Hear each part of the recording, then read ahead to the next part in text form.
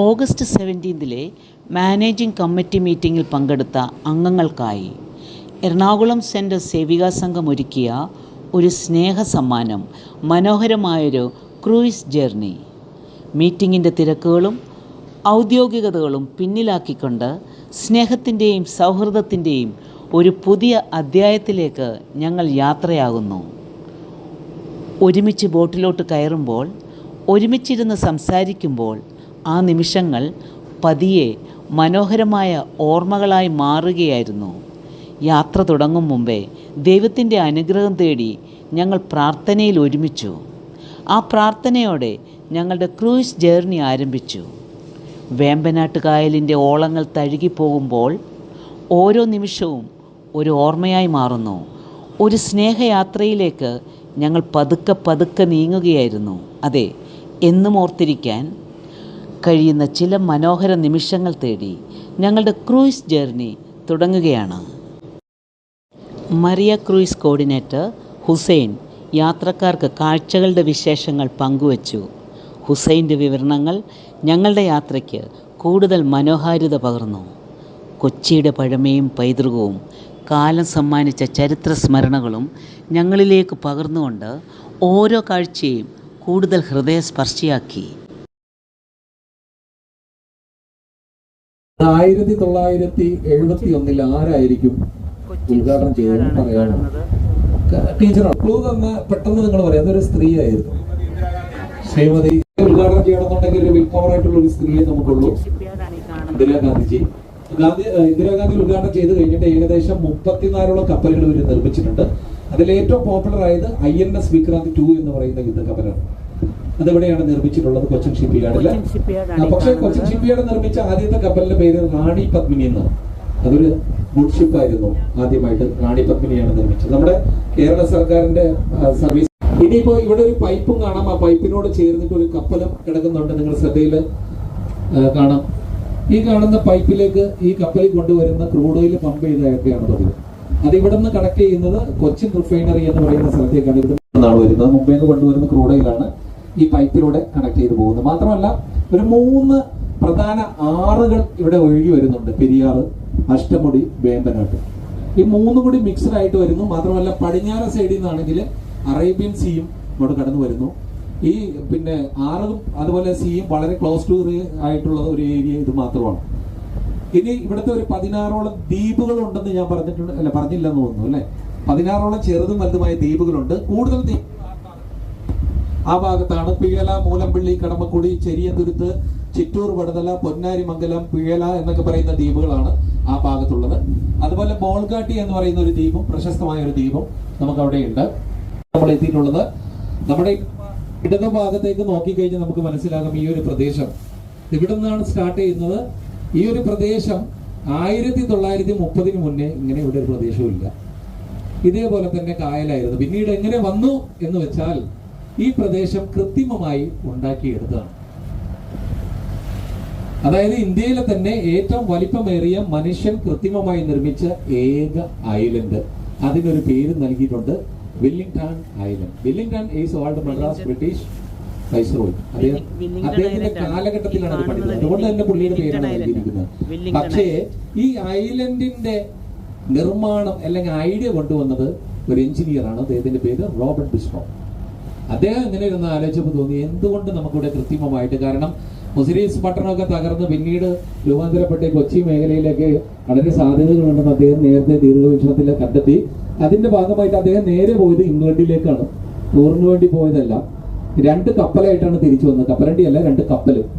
അതിന്റെ പേര്, ഒന്നിന്റെ പേര് ലേഡി വില്ലിംഗ്ടൺ എന്നാണ്. ഇത് കൊണ്ടുവന്നിട്ട് ഈ കാണുന്ന ഏരിയയിൽ ചുറ്റും കുഴിച്ചെടുത്ത് 10 വർഷം കൊണ്ടാണ് 7 കിലോമീറ്റർ നീളവും 3.5 കിലോമീറ്റർ വീതിയും ചുറ്റളവുള്ള ഈ ഐലൻഡിന് ജന്മം നൽകിയത്. പിന്നീട് അത് പുരോഗമിച്ചാണ് നമ്മളിവിടെ ഈ കാണുന്ന ഐലൻഡ് ആയിട്ട് മാറിയിട്ടുള്ളത്. വില്ലിംഗ്ടൺ ഐലൻഡ് അതാണ് നമ്മളിവിടെ കാണുന്നത്. ഇതിനകത്ത് ഒരുപാട് ഫാക്ടറികളൊക്കെ വർക്ക് ചെയ്ത ഒരു കാലഘട്ടത്തിൽ, ഇതിന്റെ പ്രതാപ കാലഘട്ടത്തിൽ ഏറ്റവും കൂടുതൽ ഇറക്കുമതി ഇവിടെയായിരുന്നു. ചരല്, സിമെന്റ്, ഗോതമ്പ്, അങ്ങനെ പല സംഗതികളും. ഫോർ എക്സാമ്പിൾ, ഇപ്പോൾ എൻ്റെ ഫാദറൊക്കെ ജോലി ചെയ്തിരുന്നത് ഹസ്പിൻവാൾ കമ്പനിയിലാണ്. അദ്ദേഹത്തിന്റെ ജോലി പിന്നെ USA നിന്ന് പണ്ട് പാൽപ്പൊടി, ഗോതമ്പൊക്കെ വരുമ്പോൾ അതെല്ലാം ഇവിടെ ഇറക്കുന്ന പരിപാടി അവരായിരുന്നു. ആ കമ്പനിക്കായിരുന്നു ഇൻചാർജ്. അപ്പോൾ അവരാണ് നമ്മുടെ ഞാൻ ഫോർട്ട് കൊച്ചിയിലാണ് താമസം. ഫോർട്ട് കൊച്ചി സാന്റാക്രൂസ് ബസിലിക്കയുമായി ബന്ധപ്പെട്ടിട്ട് അവരാണ് കുറച്ച് ജോലിക്കാർ, എൻ്റെ ഫാദർ അതിൻ്റെ ഒരാളാണ്, അവരൊക്കെയാണ് അത് കൈകാര്യകർത്താക്കൾ. അപ്പൊ ആ ഒരു ചരിത്രത്തിൽ നമ്മൾ പങ്കെടുത്തിട്ടുണ്ടാകാം തീർച്ചയായിട്ടും, അല്ലേ? അതിൽ നിന്നൊക്കെ വന്നിട്ടുള്ള കാര്യങ്ങൾ കൊണ്ടായിരുന്നു നമ്മളെ പഠിപ്പിച്ചത്, നമ്മൾ വളർന്നത്. മറ്റൊരു ചരിത്രം എന്ന് പറഞ്ഞ പോലെ. അപ്പൊ അങ്ങനെയുള്ള ഒരു മേഖല കൂടിയാണ് ഈ കാണുന്ന ബില്ലിംഗ് ഐലൻഡ്. നിലവിൽ ഇതിനകത്ത് 3 സിമെന്റ് ഫാക്ടറി പ്രവർത്തിക്കുന്നുണ്ട്. Peña cement, UltraTech, Zuari cement. നമുക്ക് കാണാട്ടോ. അതുപോലെ ഇപ്പോ ഒരുപാട് പിന്നെ നൂലാമാലകളൊക്കെ ഉണ്ടെങ്കിൽ എടുത്തു മാറ്റി. ക്ലിയറൻസ് സർട്ടിഫിക്കറ്റ് വേണ്ട. പണ്ട് പോലീസ് ക്ലിയറൻസ് സർട്ടിഫിക്കറ്റ് മസ്റ്റാണ്. അതുപോലെ സ്പോൺസർ ചെയ്യുന്നു. ഇപ്പോൾ അങ്ങനത്തെ ഒന്നുമില്ല.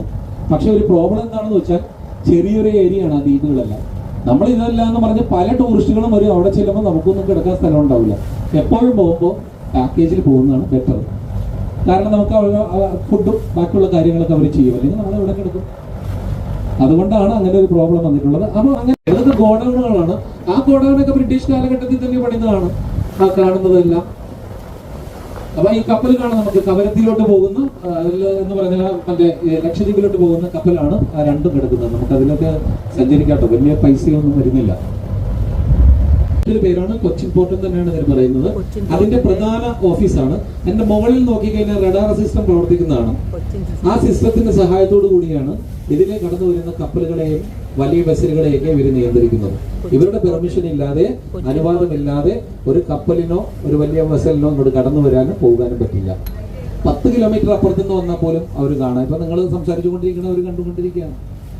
അപ്പൊ ഡെപ്ത് കറക്റ്റായിട്ട് എനിക്കറിയില്ല, ഞാനത് അല്ലെങ്കിൽ ചുമ്മാ പറഞ്ഞിട്ട് കാര്യമില്ല. പ്രത്യേകിച്ച് നിങ്ങളെപ്പോലുള്ള കറക്റ്റ് ഞാൻ പറയാം.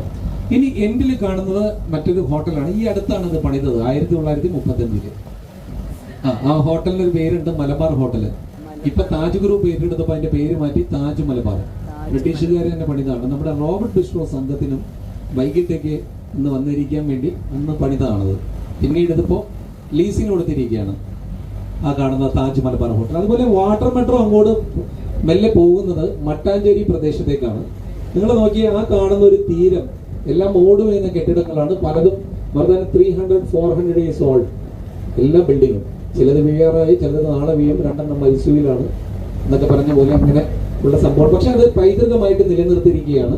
അവിടെ ഏത് കറുത്താണെന്ന് തൊലി കൊണ്ട് കറുത്തതല്ല, കേരളത്തിൽ നിന്ന് വിവാഹം കഴിച്ചിട്ടുള്ളവരെ കറുത്ത ജ്യോതിന്മാരെന്നാണ് അറിയപ്പെട്ടിരുന്നത്. അങ്ങനെ ആ ഒരു പള്ളി തകർന്ന് കിടക്കുകയാണ്. അതും അവിടെ തന്നെയാണ് മട്ടാഞ്ചേരി. അതുപോലെ ദൂരെ കാണുന്ന അവിടെ കാണുന്ന വൈറ്റ് കളർ കപ്പൽ, അതും ലക്ഷദ്വീപിലേക്ക് പോകുന്നതാണ്. ഇവിടുന്ന് എൻ്റെ നേരെ പോയി കഴിഞ്ഞാൽ ഹാർബർ പാലം കാണാം. നമുക്ക് ഹാർബർ പാലം 1913 നിർമ്മിച്ചത്. ബ്രിട്ടീഷുകാർ തന്നെ പണിതാണ് മിക്കതും. ഇനി ഇന്ത്യൻ കോസ്റ്റ് ഗാർഡിന്റെ യുദ്ധക്കപ്പൽ, എനിക്ക് പണിയൊന്നുമില്ല, യുദ്ധമില്ലല്ലോ, നമ്മളൊക്കെ എന്തെങ്കിലുമൊക്കെ ഉണ്ടാക്കിയാലൊക്കെ ഉണ്ടാവും. അപ്പൊ അങ്ങനെ യുദ്ധക്കപ്പൽ കോസ്റ്റ് ഗാർഡിന്റെ. ഇനി 2 കപ്പൽ അവിടെ കാണാം.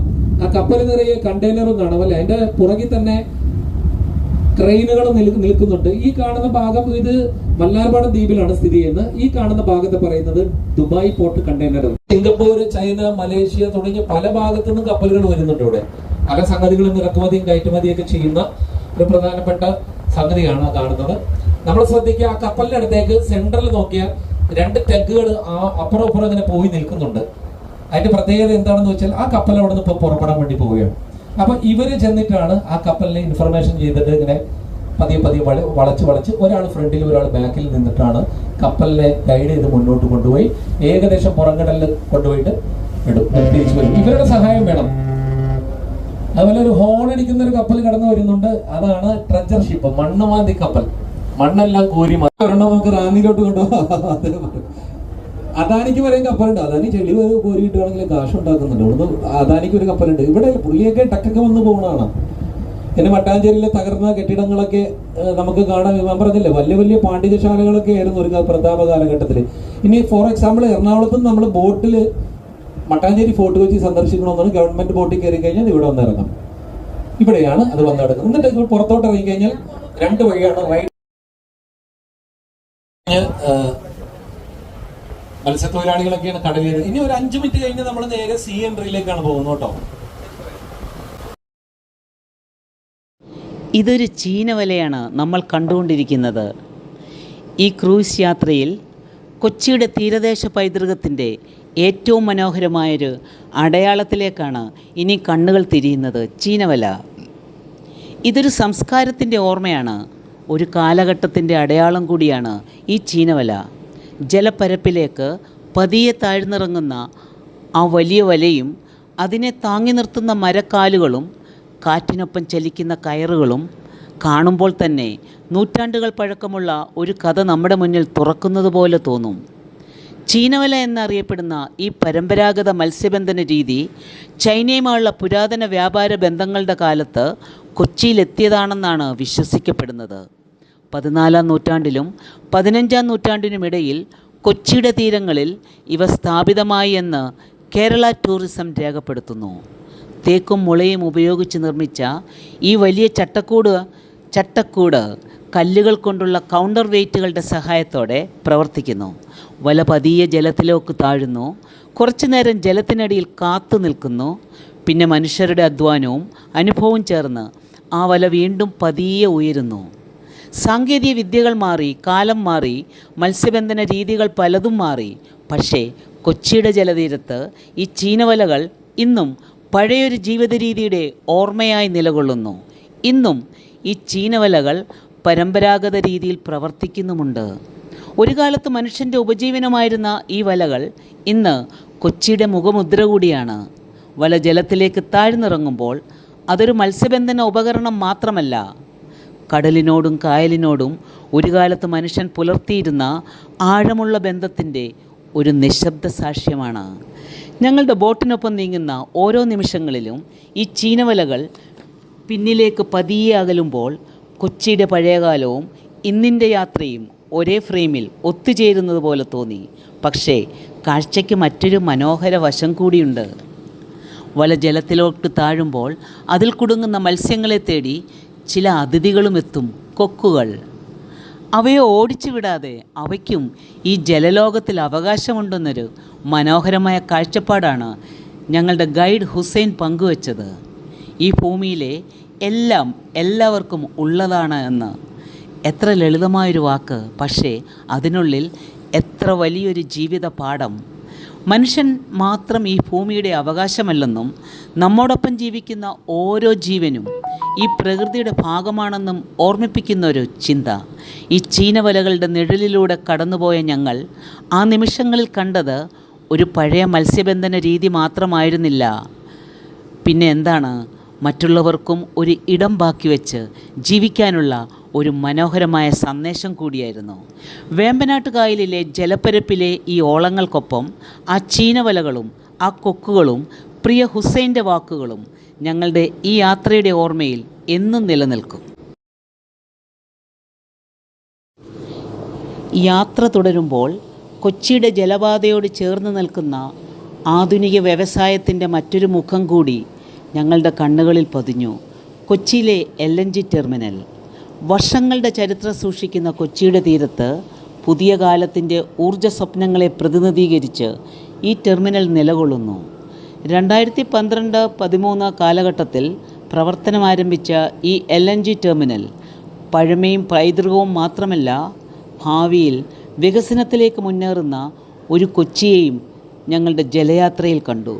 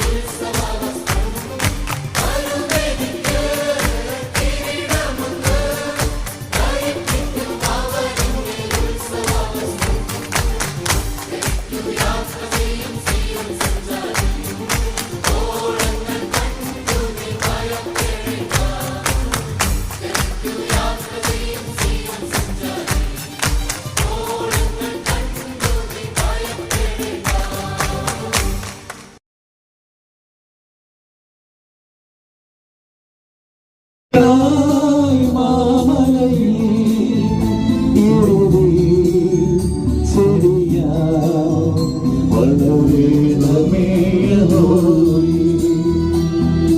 എൻ മനോബലങ്ങളിൽ നിന്റെ കൽപ്പനയോടെ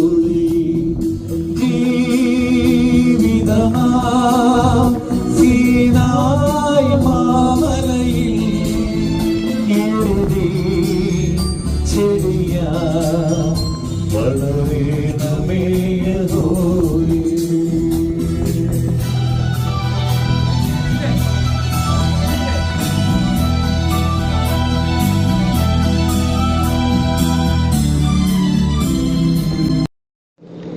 ജലപ്പരപ്പിലൂടെ ഞങ്ങളുടെ യാത്ര മുന്നോട്ട് നീങ്ങുമ്പോൾ കാഴ്ചകൾ പലതും പിന്നിലേക്ക് മറഞ്ഞു. പക്ഷേ ഈ യാത്ര ഞങ്ങളുടെ മനസ്സിൽ ബാക്കി വെച്ചത് കാഴ്ചകളേക്കാൾ മനോഹരമായ ചില നിമിഷങ്ങളായിരുന്നു. ബോട്ടിൻ്റെ താഴത്തെ ഡെക്കിൽ എല്ലാവരും ഒരുമിച്ചിരുന്ന ആ നിമിഷങ്ങൾ. ചിലർ തമാശകൾ പറഞ്ഞു, ചിലർ പാട്ടുകൾ പാടി, മറ്റുള്ളവർ അതെല്ലാം ആസ്വദിച്ച് പൊട്ടിച്ചിരിച്ചു. അങ്ങനെ ചിരിച്ചും പാടിയും സംസാരിച്ചും ഇരിക്കുമ്പോൾ നമ്മുടെ ഉള്ളിലുണ്ടായിരുന്ന പല തിരക്കുകളും പല ടെൻഷനുകളും പതിയെ പതിയെ അലിഞ്ഞു പോകുന്നത് പോലെ തോന്നി. ജലപ്പരപ്പിലെ ഓളങ്ങൾ ഞങ്ങളെ തഴുകിക്കടന്നു പോകുമ്പോൾ മനസ്സിലെ ഭാരങ്ങളും അതിനൊപ്പം പോകുകയായിരുന്നു. ഈ യാത്രയിൽ ഞങ്ങൾക്ക് ലഭിച്ച മറ്റൊരു മനോഹര അനുഭവമായിരുന്നു ഞങ്ങളുടെ ഗൈഡ് ഹുസൈൻ്റെ സാന്നിധ്യം. അദ്ദേഹത്തിൻ്റെ അറിവും വിവരണങ്ങളും ഓരോ കാഴ്ചയ്ക്കും പുതിയൊരു അർത്ഥം നൽകി. കൊച്ചിയുടെ ചരിത്രവും പൈതൃകവും ഞങ്ങൾക്ക് പരിചയപ്പെടുത്തിയ ആ വാക്കുകൾ ഈ യാത്രയെ കൂടുതൽ മനോഹരമാക്കി. പക്ഷേ അതിലും മനോഹരമായ മറ്റൊരു കാഴ്ച ഞങ്ങൾ കണ്ടു. ഞങ്ങളോടൊപ്പം ഉണ്ടായിരുന്ന അച്ഛന്മാർ തങ്ങളുടെ ഔദ്യോഗിക പദവികളും സ്ഥാനങ്ങളും ഒരു നിമിഷത്തേക്ക് മറന്ന് ഞങ്ങളിൽ ഒരാളായി ഞങ്ങളോടൊപ്പം ചിരിച്ചും സംസാരിച്ചും ഈ സന്തോഷത്തിൽ പങ്കുചേർന്നു. അത് ഈ യാത്രയുടെ ഏറ്റവും വിലപ്പെട്ട ഓർമ്മകളിൽ ഒന്നായി മാറി.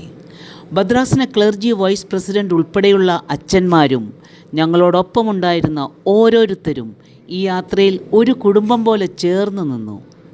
ചില യാത്രകൾ നമ്മൾ സഞ്ചരിച്ച ദൂരത്തിൻ്റെ പേരിൽ ഓർമ്മിക്കപ്പെടും, ചിലത് കണ്ട കാഴ്ചകളുടെ പേരിൽ ഓർമ്മിക്കപ്പെടും. പക്ഷേ ഈ യാത്ര ഒരുമിച്ച് ചിരിച്ച നിമിഷങ്ങളുടെ പേരിലായിരിക്കും ഇനിയും ഞങ്ങൾ ഓർക്കുക.